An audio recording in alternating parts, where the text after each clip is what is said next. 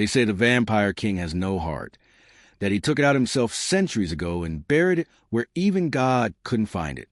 But on the night she finally reached his castle, dagger in hand and rage in her veins, she saw something impossible. Her own face staring back from a canvas older than her lifetime. Some doors, once open, cannot be closed. Some truths rewrite everything you thought you knew about yourself. And some monsters were never monsters at all. The storm had been following her for 3 days. Rain lashed against her face like tiny knives, cold and relentless, as Alara climbed the final stretch of the mountain path. Her boots, worn thin from years of tracking, slipped on the wet stone, but she didn't slow down. She couldn't. Not now. Not when she was this close. Below her, the valley disappeared into thick fog, swallowing the world she'd left behind. Above her, perched on the cliff like a crown of thorns, stood the castle. Blackstone Castle, the fortress of the Vampire King. Lightning split the sky, illuminating the ancient structure for a single, brilliant moment. Towers that seemed to pierce the clouds. Walls that had withstood wars, sieges, and time itself. Windows like empty eyes, watching her approach. She had dreamed of this place for 15 years. Alara's hand moved to the dagger at her hip, the only thing she had left from that night. The night her village burned. The night she hid in the root cellar, while her mother's screams echoed above. The night she emerged to find nothing but ash and silence. And bodies. So many bodies. The elders had whispered his name before they died. The Vampire King. A creature of legend older than any living memory, who descended upon villages like a plague. No one knew why he chose the targets he did. No pattern. No mercy. Just death. Alara had been 8 years old when she became the sole survivor. Now, at 23, she was no longer the terrified child hiding in the dark. She had spent every year since that night preparing, learning to fight, learning to hunt, following every rumor, every sighting, every whispered legend about the monster who destroyed her world. And tonight, she would end him. The castle gate stood open. That should have been her first warning.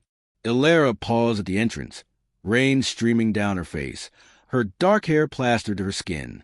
The gates were massive, iron and oak, reinforced with symbols she didn't recognize.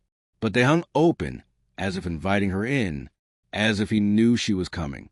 Good, she thought. Let him know. Let him see death approaching. She stepped through. The courtyard was empty, silent except for the rain hammering against stone. No guards. No servants, no signs of life at all, just shadows dancing in the lightning's glow, and the overwhelming sense that she was walking into a tomb. The main doors of the castle interior were also open. Alara's grip tightened on her dagger. This wasn't right. Every instinct she'd honed over years of hunting screamed at her to turn back, to retreat, to reconsider. But she pushed forward. She had come too far, sacrificed too much. Lost too many years to fear and grief. Inside, the entrance hall stretched before her like a cathedral. Marble floors reflected the flicker of candlelight.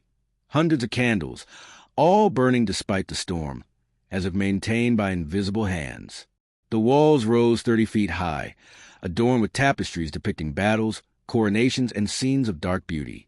And at the far end of the hall, a grand staircase split into 2 wings, curving upward into shadow.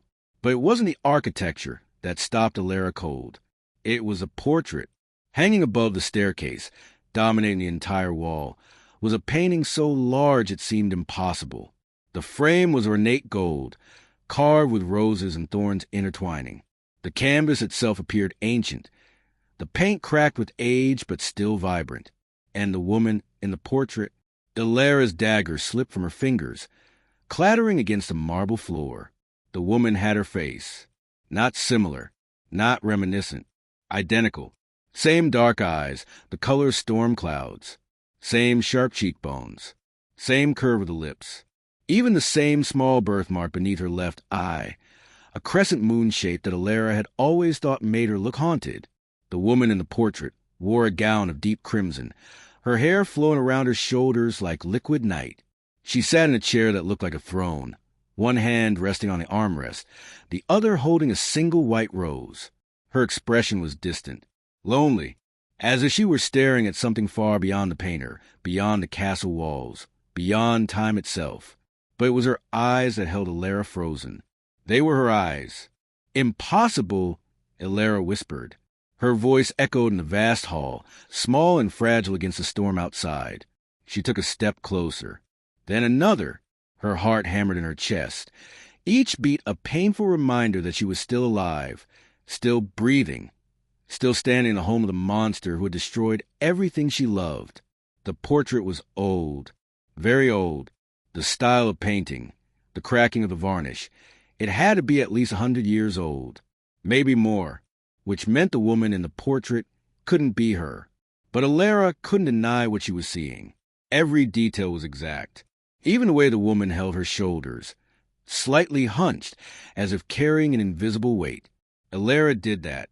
Her old combat instructor had tried to correct her posture for years, but the habit remained. "Who are you?" she asked the portrait, her voice barely audible. The candles flickered. She was called Morgana. Elara spun around, dagger suddenly back in her hand. She didn't remember picking it up, facing the source of the voice. He stood at the top of the staircase, perfectly still, watching her. The Vampire King. He was taller than she'd expected, lean but clearly powerful, with the kind of presence that filled a room simply by existing. He wore black, a long coat over a simple shirt and trousers, no crown, no ostentatious display of power. His face was angular, handsome in a way that seemed almost cruel, with eyes that caught the candlelight and reflected it back like a cat's. But it was his expression that caught her off guard. He looked sad. "Morgana," he repeated, his gaze moving from Elara to the portrait. "She was my daughter." The words hit Elara like a physical blow. "You're lying." Her voice shook. "You're a monster. You don't have children. You destroy them." "I destroyed one village," he said quietly, beginning to descend the stairs. Each step was measured, careful, as if approaching a wounded animal. 15 years ago, and I have regretted it every moment since. Regret. Elara's laugh was bitter, broken. "You slaughtered everyone I loved. My mother, my friends, children who never hurt anyone. And you regret it?" "Yes." He reached the bottom of the staircase, standing perhaps 20 feet from her, close enough that she could see his eyes clearly now. They were gray, like winter frost, ancient and deep and impossibly tired. "But you don't understand why I did it," he continued. "You don't know what your village was hiding, what they were planning to do. I know they never hurt you." Elara's hand trembled around the dagger. They were innocent. They were preparing to burn a child alive. Silence crashed down between them, heavier than the storm outside. "What?" Elara whispered. The Vampire King's jaw tightened. "Your village elders discovered a child with unusual abilities. They called her cursed, possessed. They built a pyre in the town square and planned to execute her at dawn. I arrived at midnight." "No." Elara shook her head. "No, that's not. My mother would never." "Your mother tried to stop them." His voice softened. "She was one of 3 villagers who stood against the elders. She was brave, compassionate, and they planned to burn her alongside the child for her defiance." Elara's vision blurred. Tears mixed with the rainwater still dripping from her hair. "I gave him a choice," the Vampire King continued. "Release the child and the dissenters, or face my wrath. They chose violence. They attacked me with silver and fire, believing their faith would protect them. It didn't. Then why did my mother die?" The words tore from Elara's throat. If she was trying to help, why didn't you save her? "Because I couldn't reach her in time." His eyes closed briefly, pain flickering across his face. The fire spread too quickly.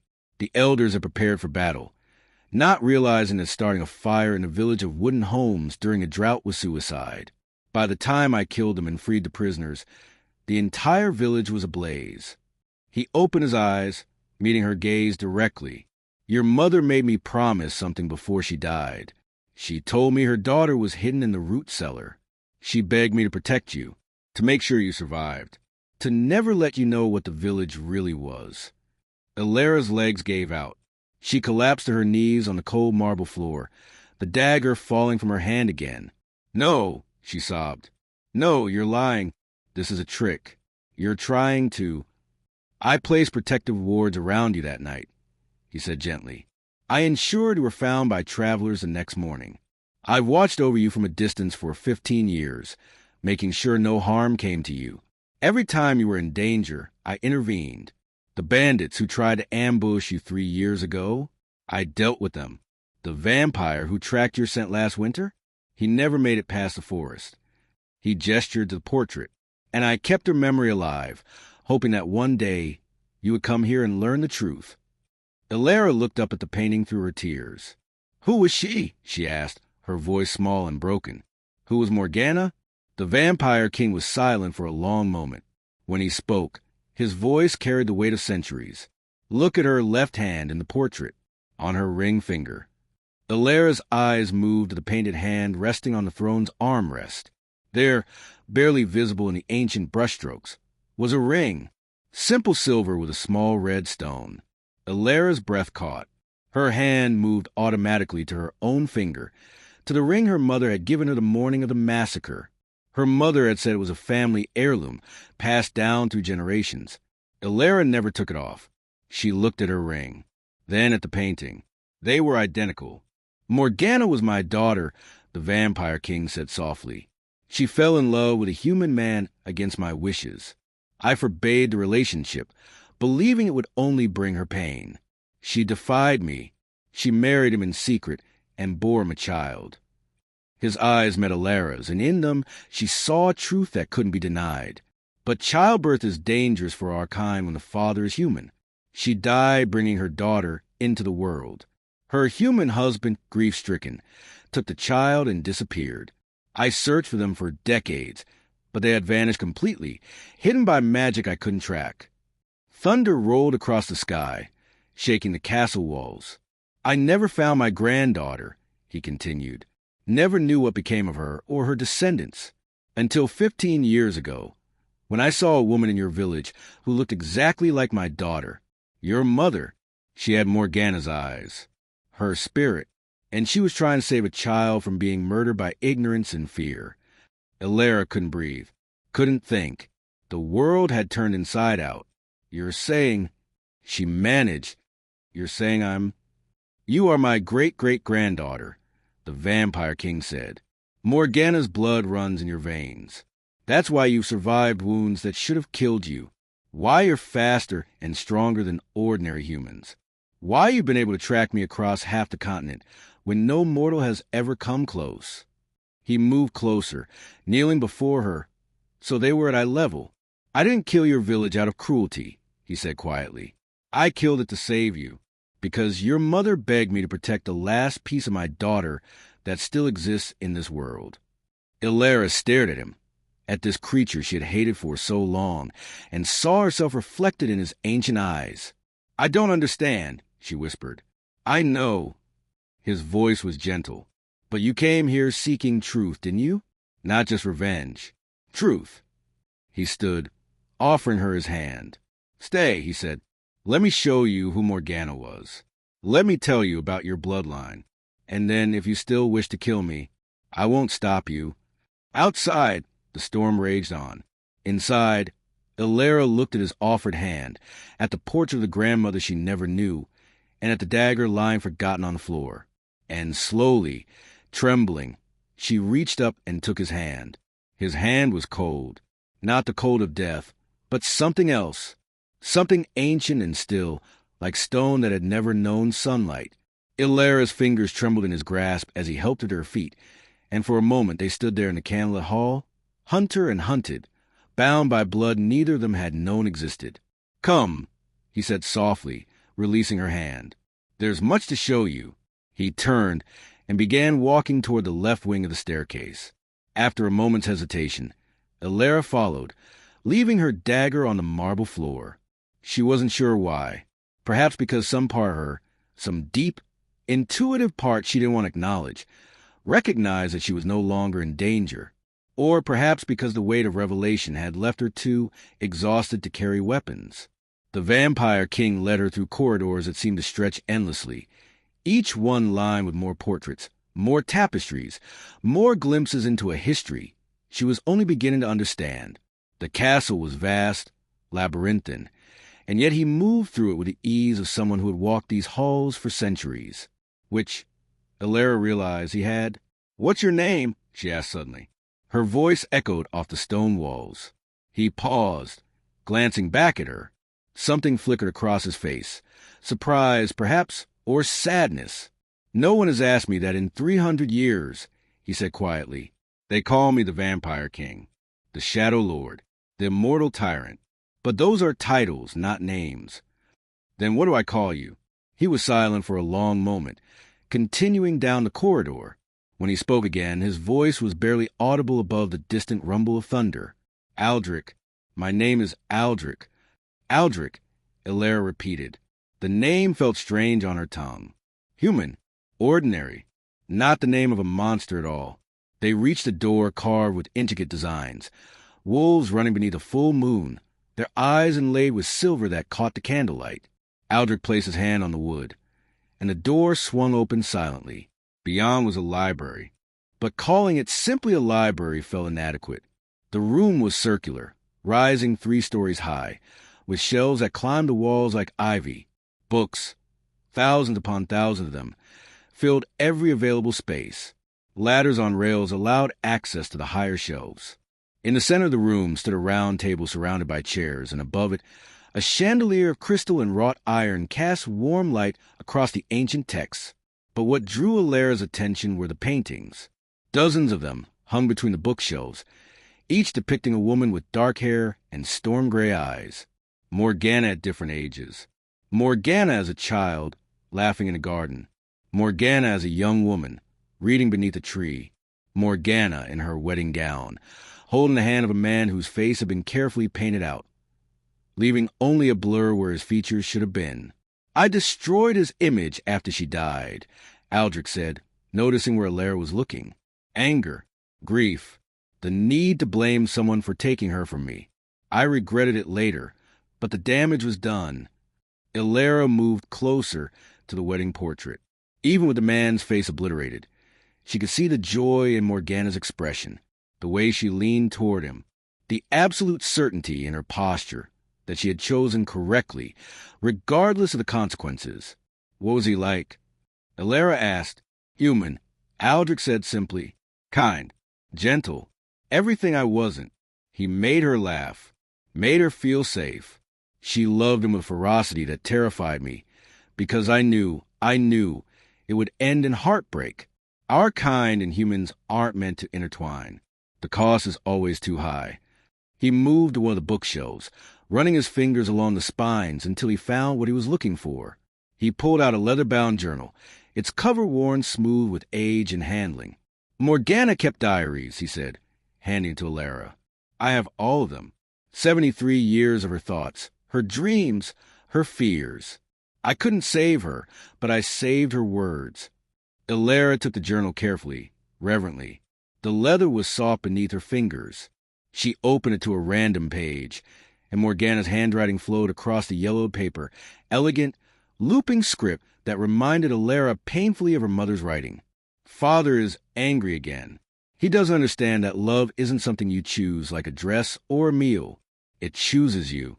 It fills you up until there's no room for anything else, until breathing and loving become the same thing. Thomas makes me feel alive in a way I never knew possible. I would give up immortality for a single lifetime with him. I would give up everything." Elara's vision blurred. She closed the journal quickly, handing it back to Aldrich. "I can't," she whispered. "I can't read her words. It's too much. I know." He placed the journal gently on the table. "But you need to understand who she was, who you come from. Your mother never told you, did she, about your heritage?" "She told me we came from a long line of healers," Elara said, "that our family had always helped people. She said the ring was blessed by a saint centuries ago, that it would protect me." She wasn't entirely wrong. Aldrich moved to another painting, this one showing Morgana with her hands glowing with soft white light, healing a wounded bird. Our bloodline carries gifts. Healing is one of them. But there are others. Strength, speed, the ability to sense danger before it strikes. And in rare cases, the power to see beyond the veil of this world into others. He turned to face her. You have those gifts, Elara. Diluted by generations of human blood, yes, but they're there. That's how you survived the training that would have killed ordinary people. How you tracked me across mountains and forests that should have been impossible to navigate. How you knew, instinctively, when danger was near. Elara wanted to deny it, wanted to insist that her abilities came from hard work and determination, not from the blood of monsters running through her veins. But she couldn't, because deep down, she had always known she was different, faster, stronger, more resilient than she should have been. The child, she said suddenly, the one my village wanted to burn. What happened to her? Aldrich's expression softened. She's safe. I took her to a sanctuary far from here, a place where those with gifts are protected and trained. She's 18 now, happy, alive, because your mother stood against ignorance and cruelty. I want to meet her, perhaps one day. He moved to the table, gesturing for Elara to sit. But first, you need to understand the danger you're in. Elara sat slowly, her body suddenly aware of how exhausted she was. The journey, the revelation, the emotional weight, it was all catching up with her. Danger? She asked. From what? I thought you were the danger. There are others, Aldrich said, taking the seat across from her. Other vampires. Other creatures of the night. When Morgana died, word spread that the Vampire King's bloodline could be corrupted, weakened by human influence. Some saw it as an opportunity. If they could find her descendants, they could use that blood for their own purposes. Dark rituals, power transfers, immortality without the cost. Elara's hand moved instinctively to her ring. That's why I protected you from the shadows, Aldrich continued. Why I could never approach you directly. The moment I acknowledged you as family, the moment I brought you into my world, you would become a target for every creature that has ever wanted to destroy me or take my power. And now, Elara asked, now that I'm here, now the wards around you are stronger. Now you're within my domain, under my direct protection. But you can't stay hidden forever. They will come, eventually, and you need to be ready. Thunder crashed outside, closer now. The storm was directly overhead. I don't understand, Elara said, her voice cracking. I spent 15 years preparing to kill you, 15 years hating you. And now you're telling me everything I believed was a lie? That you're my family? That I'm in danger from things I don't even understand? I know it's overwhelming. Aldrich's voice was gentle. I know I've upended your entire world in a single night, but the truth is often painful. The question is what you do with it now that you know. Elara looked at him, really looked at him, for the first time since entering the castle, past the legend and the fear, past the titles and the stories. And she saw something she hadn't expected. She saw loneliness. You've been alone, she whispered, since Morgana died. For over a century, you've been alone. His jaw tightened almost imperceptibly. Immortality is a curse when everyone you love turns to dust. Then why do you keep going? Why not just end it? Because ending my existence would break the wards protecting those under my care. The child from your village. 3 others I've saved over the years. And you, if I die. So do the protections keeping you all hidden from those who will harm you. Elara's hands clenched on the table. So you're trapped, living forever to protect people you can't even be near. It's not a trap if it's chosen. Aldrich stood, moving to the window. Rain lashed against the glass, distorting the view of the valley below. I failed Morgana. I was too proud, too convinced that I knew better than her, that forbidding her love was for her own good. I won't make that mistake again. He turned back to her, and in the lightning's flash, Elara saw the full weight of his years. The exhaustion, the grief, the determination. You came here to kill me, he said quietly. And I meant what I said. I won't stop you. If death is what you choose to give me, I'll accept it gladly. But before you decide, I ask only one thing. What? Let me teach you. For 1 month, Let me show you what you're capable of, how to control your gifts, how to protect yourself from what's coming. And at the end of that month, if you still believe I deserve death, I'll kneel before you and bare my throat willingly." Ilara stared at him, her mind racing. A month ago, even an hour ago, the answer would have been immediate. She would have killed him without hesitation. But now she didn't know what she believed anymore. 1 month, she heard herself say. "And then we see." Aldrich nodded slowly. Something that might have been relief flickered across his face. "Then we begin tomorrow," he said. "For tonight, rest. There's a room prepared for you in the East Wing. You'll find clothes, food, anything you need." He moved toward the door, then paused. "Ilara?" "Yes." "Your mother's last words to me were that she loved you more than life itself. That whatever happened, you had to know you were loved. I thought you should hear that." And before Ilara could respond, before she could process the fresh wave of grief that crashed over her, he was gone. The door closed softly behind him, leaving her alone in the library, surrounded by images of a grandmother she'd never known and the echo of a mother's love she'd lost too soon. She stood slowly, moving to the nearest painting of Morgana, the one where she was young, laughing, full of life and hope and possibility. "I look like you," Ilara whispered to the painted face. "But I don't know if I'm brave like you. I don't know if I can love like you did. I don't know anything anymore." The painted eyes stared back, eternal and unchanging. Outside, the storm began to ease. The thunder grew distant. The rain softened to a whisper against the windows. And somewhere in the vast darkness of Blackstone Castle, Ilara felt the weight of destiny settling onto her shoulders like a cloak she hadn't asked for but couldn't refuse. She touched the ring on her finger, Morgana's ring, and made a silent promise. "I'll learn the truth. All of it. And then I'll decide what justice really means." Ilara didn't sleep.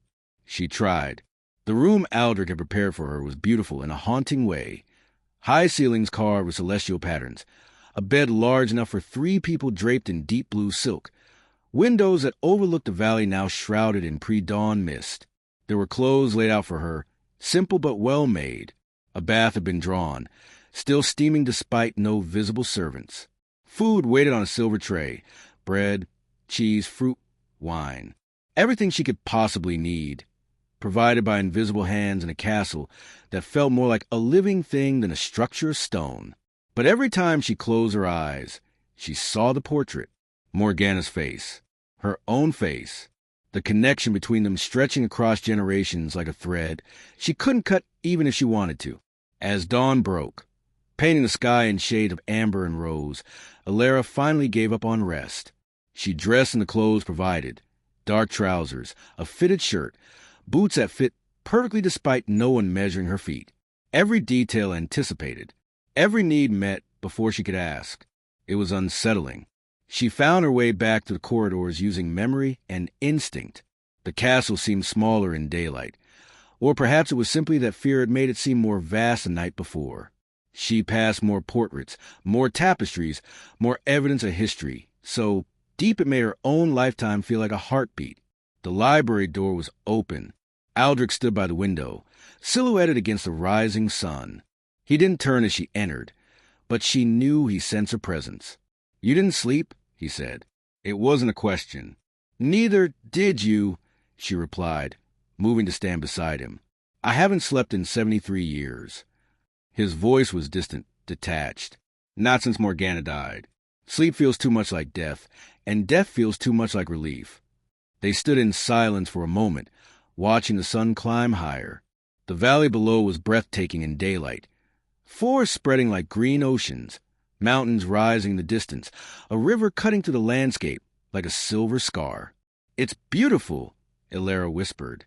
She used to paint it, Aldrich said, every morning. She said the light was different each day, that capturing it was like capturing moments of God's attention. He finally turned to face her, and in the daylight she could see him more clearly. He looked young, perhaps 30 in human years, but his eyes betrayed him. They held centuries. Millennium, perhaps. Time compressed into gray irises that had seen empires rise and fall. "Are you ready to begin?" he asked. "I don't know what I'm ready for," Elara admitted. I came here knowing exactly who I was and what I had to do. Now I don't even know my own bloodline. Then we start with that.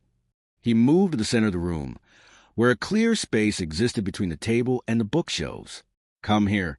Stand in front of me. Elara obeyed, feeling suddenly like a student before a master, which, she supposed, was exactly what she was. Close your eyes, Aldrich instructed. Feel the floor beneath your feet, the air around you, your own heartbeat. She did, focusing inward. Her heart was beating fast. Anxiety, anticipation. She wasn't sure which. Now reach deeper, he continued, past the surface awareness, past your thoughts. There's something else inside you, a current, a power that's always been there, waiting for you to acknowledge it. Elara tried to do as he said, pushing her awareness inward. At first, there was nothing, just the ordinary sensations of her body, the rhythm of her breathing, the distant sound of birds outside. And then something stirred. It was subtle at first, like a whisper at the edge of hearing. But as she focused on it, it grew stronger, a warmth spreading through her chest, a tingling in her fingertips, a sensation of something vast and ancient waking up inside her, stretching after a long sleep. Good. Aldrich's voice came from somewhere far away. Don't be afraid of it. It's part of you. It's always been part of you. The warmth intensified. Elara gasped as it spread down her arms, into her legs, up into her mind. It wasn't painful, but it was overwhelming, like standing at the edge of an ocean and realizing for the first time how deep it truly was. What is this? She breathed. Your heritage. Aldrich said, the blood of my bloodline, awakening properly for the first time. It's been dormant because you never knew it existed. But now that you do, now that you accept it, it can surface. Elara opened her eyes and immediately stumbled backward. The world looked different. Everything was sharper, more vivid. She could see individual dust motes floating in the sunlight, could see the grain in the wooden shelves across the room, could see the nearly imperceptible rise and fall of Aldrich's chest, even though vampires didn't need to breathe. And beyond sight, she could hear everything. The creak of the castle settling, the wind moving through distant corridors, the flutter of bird wings outside, her own heartbeat thundering in her ears like drums. It's too much, she gasped, pressing her hands against her temples. Make it stop. Please, make it stop. Aldrich was beside her instantly, his hands on her shoulders, grounding her. Breathe, he said firmly. Focus on my voice. Let the rest fade into background. You're not trying to hear everything at once. Just choose what matters. Elara tried to follow his instructions, focusing solely on his voice. Slowly, painfully, the cacophony began to organize itself. The overwhelming flood of sensation became something she could navigate, like learning to filter conversation in a crowded room. After what felt like an eternity, but was probably only minutes, her breathing steadied. The world stopped spinning. Better? Aldrich asked, still holding her shoulders. She nodded, not trusting her voice. He released her, stepping back. That's the first stage. Enhanced senses. They'll be overwhelming for a few days, but you'll adapt. Eventually, it becomes as natural as ordinary sight and hearing are now. What else? Elara asked, her voice hoarse. What else changes? Strength, speed, healing. Your body will be more resilient than humans, though not to the extent of a full vampire. Silver will burn you slightly. Direct sunlight might be uncomfortable after a time, but it won't kill you. You'll need less food and sleep, and you'll age much slower than ordinary humans. He paused, studying her face. You'll outlive everyone you know who isn't like us. The implication hit her like a blow. Everyone she'd met in her travels, the few friends she'd made, they would all grow old and die while she remained young, just like her mother must have, watching other families age while her own face stayed unchanged. My mother, Elara said suddenly. Did she know? About what she was? I don't know, Aldrich admitted. The bloodline was very diluted by the time it reached her. She might have had some gifts, enhanced intuition, minor healing ability, but nothing that would mark her as other than human. You, however, are different. Why? Because you came here. Because you sought me out. Sometimes bloodlines skip generations, the power lying dormant until someone with the right combination of will and circumstance awakens it. He gestured to the open space. Try something for me. Jump. Jump. As high as you can. Ilera looked at him skeptically, but she was too overwhelmed to argue. She bent her knees and leaped, and nearly hit the ceiling. She came down hard, stumbling, catching herself against the table. She stared at her hands, then up at the ceiling 20 feet above, then at Aldrich. I jumped 20 feet vertically from a standing position, he confirmed, with no running start. That's not human capability. Ilera, that's your true nature emerging. She looked at her hands again, turning them over as if they belonged to someone else. These hands had trained for years to wield weapons, to fight, to kill. These hands that could now apparently do impossible things. What am I? She whispered. You're Damper, Aldrich said. Half vampire, half human. Neither fully one nor the other. Caught between two worlds. His expression softened, like Morgana was, like all her descendants have been. Did she struggle with it? With being between? Every day. He moved to one of the portraits. Morgana as a teenager, her expression troubled even as she smiled. She felt too human for my world and too other for theirs. She never quite fit anywhere. That's why finding Thomas was so important to her. He loved all of her, both sides, without question or hesitation. Aldrich's hand reached out, almost touching the painted canvas, then dropped. I should have understood that, should have accepted him, because he made her whole. Instead, I let my pride and fear drive a wedge between us. She died thinking I hated her choice. Did you? Ilera asked quietly. No. His voice cracked almost imperceptibly. I hated myself for not being enough, for not being able to protect her from the pain of existing between worlds. And when she died, I projected that hatred onto him, onto their love, because it was easier than admitting I had failed as a father. The vulnerability in his words struck something deep in Ilera. This ancient creature, this legendary monster, was just a father who had lost his daughter, a being who had lived for centuries carrying the weight of a single regret. She forgave you, Ilera said, surprising herself. She must have.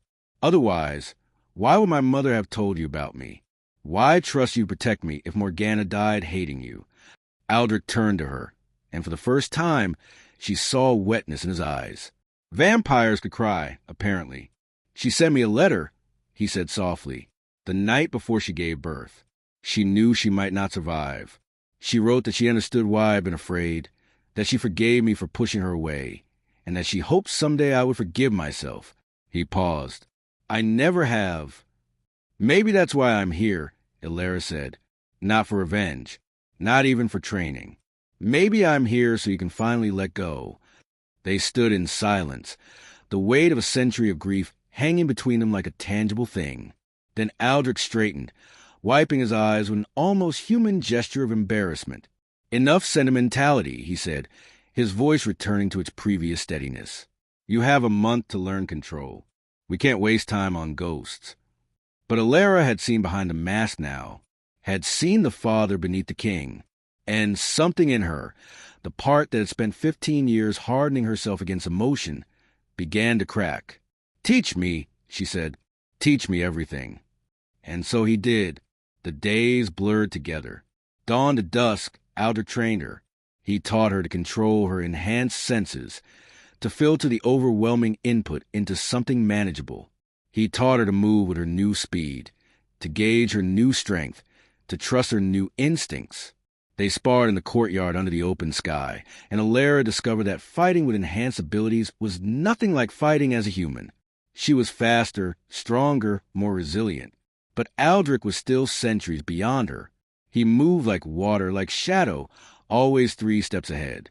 He taught her about the supernatural world she'd never known existed, about the different types of vampires, the noble bloodlines, the turned ones, the pharaohs who had lost their humanity, about werewolves and their pack politics, about fae who bargained in riddles and demons who traded in souls. And he taught her about their specific bloodline, about the gifts that ran through it like veins of gold and stone, healing touch, prophetic dreams, the ability to sense truth from lies. Ilara showed aptitude for the latter. She found she could hear the subtle shift in heartbeat, the micro-expressions that betrayed deception. But most importantly, he taught her about the dangers. There's a vampire lord named Silas, Aldrich explained one evening as they sat in the library, both exhausted from the day's training. He's been seeking my downfall for 2 centuries. If he discovers you exist, discovers that you carry my bloodline, he'll use you against me. How? Ilara asked, accepting the glass of wine he offered. She'd grown almost comfortable in the castle, almost comfortable with him. It was a disturbing realization. He'll try to turn you fully, Aldrich said, convert you from damper to full vampire. In doing so, he could potentially access the memories in your blood, memories that go all the way back through your maternal line to Morgana, and through her to me. Secrets I've kept for centuries could be his. Could you do the same? Turn me? Yes, but I won't. Morgana made me swear never to curse our descendants with full immortality. She wanted her human half to continue, to give her bloodline a chance at normal lives, at aging in death and peace. He stared into his wine. Becoming fully vampire means watching everyone you love die while you continue. It's a fate I wouldn't wish on my worst enemy, let alone my family. Ilara absorbed this, turning her own glass in her hands. The wine was deep red, almost black in the candlelight. What happened at the end of the month? She asked quietly. Aldrich met her eyes. You decide. Stay and continue learning under my protection. Or leave, knowing what you are and how to survive, and live whatever life you choose. And if I still want revenge, then I'll give you my throat as promise. He said it simply, matter-of-factly, as if discussing the weather. You'd really let me kill you? If that's what brings you peace. He set down his wine. I've lived long enough. Ilara, if my death is the price of your healing, it's a bargain I'll make gladly. Ilara looked at him, this complex, contradictory being who was monster and family, killer and protector, ancient and achingly human in his grief. I don't want revenge anymore, she admitted, the words surprising her even as she spoke them. I don't know what I want, but it's not that.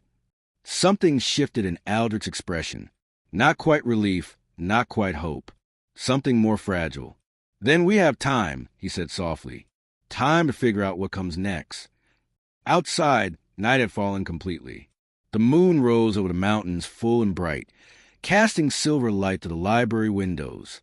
And in that light, Ilara felt something she hadn't felt since she was 8 years old, hiding in a root cellar while her world burned. She felt like she might belong somewhere. The month passed faster than Ilara thought possible. 28 days of training, learning, and slowly dismantling everything she thought she knew about herself. 28 nights of sleeping in a room that felt less foreign with each passing sunset. 28 dawns watching the sun rise over the valley with Aldrich beside her, both of them silent, both of them grappling with their own ghosts. But all things must end, even brief moments of peace. On the 29th day, everything changed. Ilara woke to the sound of screaming. She was on her feet instantly, her enhanced senses snapping to full alert. The scream came from somewhere deep in the castle, distant but piercing. A woman's voice raw with terror. Ilara grabbed the sword Aldrich had given her. Proper steel, not the crude dagger she'd arrived with, and ran into the corridor. The castle felt different. Wrong. The air was thick with a presence that made her skin crawl, made her newly awakened instincts shriek warnings. She found Aldrich in the entrance hall, standing before the open doors. Dawn was just breaking, painting the sky in shades of blood and gold. And in the doorway, silhouetted against the rising sun, stood 3 figures. 2 were vampires. She could tell by the way they moved, by the predatory stillness that no human could achieve. They were tall, pale, dressed in dark clothes that seemed to absorb light rather than reflect it. But it was the 3rd figure that made Ilara's blood run cold. It was a young woman, barely 20, held between the two vampires. Her arms were bound with silver chains that burned her skin, smoke rising from the wounds. She was sobbing, struggling weakly, her face pale with blood loss, and she had Morgana's eyes. Aldrich, the vampire on the left, spoke. His voice was smooth, cultured, laced with mockery. How wonderful to finally visit your little fortress. We've been trying for decades, but your wards have been so inconvenient. Silas. Aldrich's voice was cold, dead. Release the girl. Oh, this one. Silas glanced at his captive with theatrical indifference. We found her in a sanctuary north of here. Interesting place. Full of gifted children you've been hiding away from the world. This particular girl was especially interesting. He yanked the woman's head back, exposing her throat. His fingers traced a line of her jaw with disturbing gentleness. She carries your bloodline, doesn't she? Silas continued. Distant, but definitely there. I can taste it in her blood. Sweet, powerful. And here's the fascinating part. She's not alone. We found 3 others, all descendants of your precious Morgana, scattered across the continent, hidden under false names and protective spells. Illyra stepped forward, but Aldrich's hand shot out, stopping her. This doesn't concern her, Aldrich said. Your quarrel is with me. Silas, let the girl go, and we'll settle this between us. But that's where you're wrong. Silas smiled, revealing fangs. This concerns all of your bloodline. You see, I've spent 2 centuries studying your magic, your wards, your precious protections, and I've discovered something delicious. He leaned close to the captive woman's ear. Those words were clearly meant for Aldrich. Your wards are powered by your bloodline, by the connection between you and your descendants. Kill one, and the wards weaken slightly.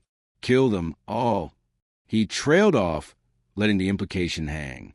And your protection collapses entirely, the second vampire finished. Her voice was softer than Silas's, but no less threatening. Leaving you vulnerable, mortal, even for a brief window. Aldrich's expression didn't change, but Illyra felt the shift in his posture, the tension, the barely controlled rage. You would murder innocent people to get to me? Aldrich asked quietly. Innocent? Silas laughed. They carry your blood. That makes them complicit in every atrocity you've committed over your long, tedious existence. Besides, he jerked the chains, making the woman cry out. We're vampires, darling. Morality is for creatures with expiration dates. Let her go, Illyra said, stepping around Aldrich. Her sword was steady in her hand. Now, all 3 vampires turned to look at her. Silas's smile widened. And who might you be? He asked, genuine curiosity in his tone. Then his eyes widened slightly. Oh, how delightful. You're new, fresh, and you carry the bloodline stronger than any I've sensed in decades. He inhaled deeply. You're the one he's been hiding most carefully, aren't you? I said let her go. Illyra's voice didn't waver. Or what? You'll fight us. Silas gestured to his companion. There are 2 of us, little damper, ancient, powerful, and very, very hungry. You're what, a month into your awakening? You wouldn't last 10 seconds. Then make it 9, Illyra said, and moved. She was faster than she'd been even a week ago. But Silas was right. He was ancient. He batted her aside almost casually, sending her crashing into one of the marble pillars. Pain exploded through her shoulder, but she was up again in seconds, her enhanced healing already working. Spirited, Silas observed, I like that. Perhaps I'll turn you last. Let you watch your family die first. It adds such wonderful seasoning to the blood. Enough. Aldrich's voice cut through the hall like a blade. He moved faster than Illyra's eyes could track. One moment he was beside her. The next he was in front of Silas, his hand wrapped around the vampire's throat. The captive woman fell to the ground. Forgotten. You want me? Aldrich said, his voice vibrating with barely contained power. Then face me. Leave them out of this. Silas struggled, but Aldrich's grip was iron. The second vampire moved to help, but Aldrich's free hand shot out, and suddenly she was flying backward, crashing through the open doors into the courtyard beyond. "I am the Vampire King," Aldrich said, his eyes beginning to glow with an inner light that had nothing human in it. "I have ended bloodlines, toppled kingdoms, survived wars that erased civilizations. And you thought you could threaten my family in my own home." His grip tightened. Silas made a choking sound. "I have been merciful," Aldrich continued. "I have held back. I have tried to exist without causing unnecessary death. But you have made a grave mistake. Silas, you have threatened the last pieces of my daughter that remain in this world." He released Silas's throat, only to drive his hand directly into the vampire's chest. Silas screamed. Aldrich's hand emerged, holding something dark and pulsing, a heart, still beating despite being removed from its owner. "I could end you now," Aldrich said calmly, "turn you to dust and scatter you to the winds. But I'm going to show you the same mercy you showed my descendants." He threw the heart aside. It hit the floor and stopped beating. Silas collapsed, not quite dead, but not quite alive. Vampires could survive without their hearts for a short time, but the pain was supposed to be extraordinary. The second vampire, recovered from being thrown, stared at the scene with wide eyes. Then she turned and ran, disappearing into the dawn. Aldrich let her go. He turned to Alara, his eyes still glowing with that inhuman light. For a moment, she saw what he truly was. Not the melancholy father, not the patient teacher, but something ancient and terrible and powerful beyond imagining. Then the light faded, and he was just Aldrich again, tired, sad, guilty. "Are you hurt?" he asked. "I'm fine." Alara moved to the captive woman, gently removing the silver chains. The woman whimpered, her burns already healing now that the silver was gone. "Who is she?" "Her name is Lyra," Aldrich said quietly. "She's my great-great-great-granddaughter, through Morgana's daughter's line. I've been protecting her since she was born." He knelt beside the woman, placing his hand on her forehead. Soft light emanated from his palm, and Lyra's breathing steadied. Her eyes fluttered open. "Grandfather," she whispered. "I'm here," Aldrich said gently. "You're safe now. The others, they took them. 3 others. I know. I'll find them." He looked up at Alara. "I have to go." Silas wasn't bluffing. "If he's found the others, if his allies are hunting them right now, I need to reach them before it's too late." "I'm coming with you," Alara said immediately. "No." Aldrich stood. "You're not ready for this kind of fight. Silas was weakened from traveling. The others won't be. They'll be in their full power, and they'll be expecting me. I don't care. I'm not letting you face this alone." "Alara..." "She's family," Alara interrupted, gesturing to Lyra. "They're all family. My family. I'm not hiding while you risk yourself to protect them." Aldrich stared at her for a long moment. Then, slowly, he nodded. "Get your weapons," he said. "We leave in 5 minutes." They traveled faster than Alara thought possible. Aldrich could move with inhuman speed when necessary, and he pushed them both to their limits. They raced across mountains, through forests, following some sense he had that Alara didn't fully understand. A connection to his bloodline, perhaps a way of feeling where his descendants were. They found the first one in a burning village. The sight was too familiar. Flames consuming wooden homes, bodies in the street, the smell of smoke and death. But this time, Alara didn't freeze. She ran into the flames with Aldrich, using her enhanced speed and resilience to search through the chaos. They found him in a collapsed building, a young man, perhaps 17, pinned beneath a fallen beam. 3 vampires surrounded him, arguing about whether to turn him or simply drain him. Aldrich ended the argument by ending them. He was brutal, efficient, unstoppable. Alara helped, her sword finding marks with her enhanced senses guiding each strike. When it was over, they pulled the young man free. His name was Marcus. He had Morgana's smile. The second descendant was a woman named Elena, found in a monastery under siege. The vampires had killed the monks and were preparing to break through protective wards. Aldrich shattered them instead, and Alara found herself fighting beside him, protecting a woman who looked like she could be her sister. The third descendant was a child, a little girl named Sarah. barely 6 years old, hidden in a cottage by her human parents who had no idea what their daughter truly was. The vampires arrived at the same time Aldrich and Elara did, and the battle that followed was short and vicious. Elara took a blade to her side, protecting Sarah. The pain was blinding, but she didn't fall.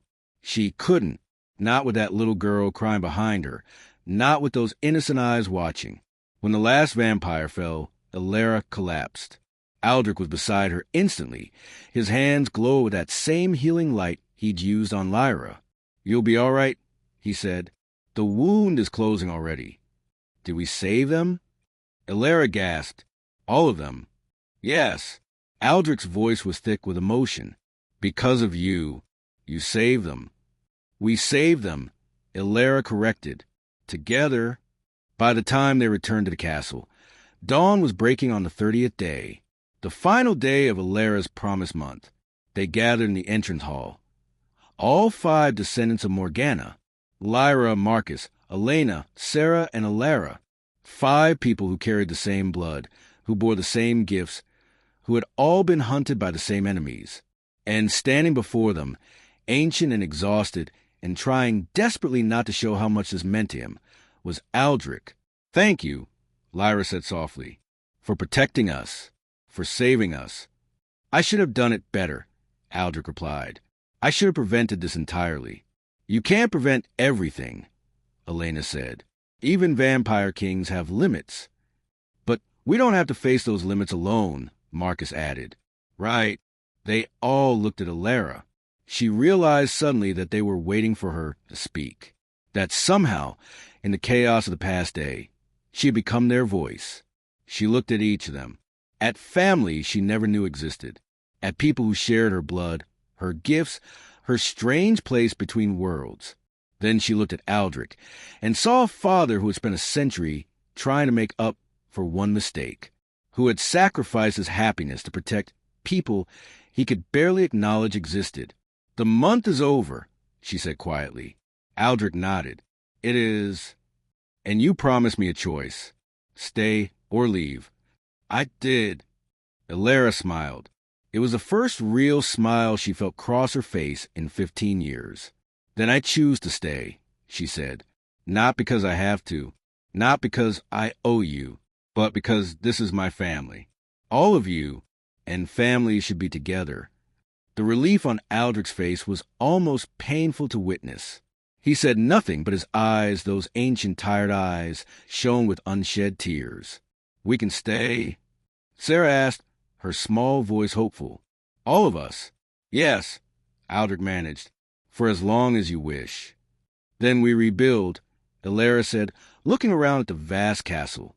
"We make this place a real home, a sanctuary for all of Morgana's descendants, a place where we're not hunted, not hidden, but free. And we protect each other," Lyra added, "like family should." "Like family does," Marcus corrected. They stood together in the entrance hall, beneath the portrait of Morgana, as the sun rose fully over the valley. 5 descendants and 1 ancient protector, bound by blood and choice and the possibility of something Aldrich hadn't had in over a century. Hope. That night, they gathered in the library. Aldrich opened Morgana's journals, and they took turns reading her words aloud, learning about the woman they all came from, understanding the choices she made, the love she carried, the legacy she left behind. And when they finished, Elara placed her hand on the portrait she'd first seen that stormy night a month ago. "She'd be proud," she said softly, "of all of us, of what we're building." Aldrich stood beside her, his hand joining hers on the frame. "She'd be proud of you especially," he said. "You came here seeking revenge and found redemption instead. That takes more strength than any blade." "I had a good teacher," Elara replied, glancing at him. "And I," Aldrich said quietly, "finally have a family again." Outside, night wrapped around the castle, like protective embrace. The stars emerged one by one, ancient witnesses to the scene below. And in the valley, where a village once burned and a child once hid in darkness, there was peace. The hunt was over. The revenge was abandoned. And in their place, something far more powerful. Love. Family. Home. The portrait of Morgana seemed to smile in the candlelight, her painted eyes watching over the descendants she'd never know, the legacy she'd never see, and the healing that had finally, after a century of grief, begun.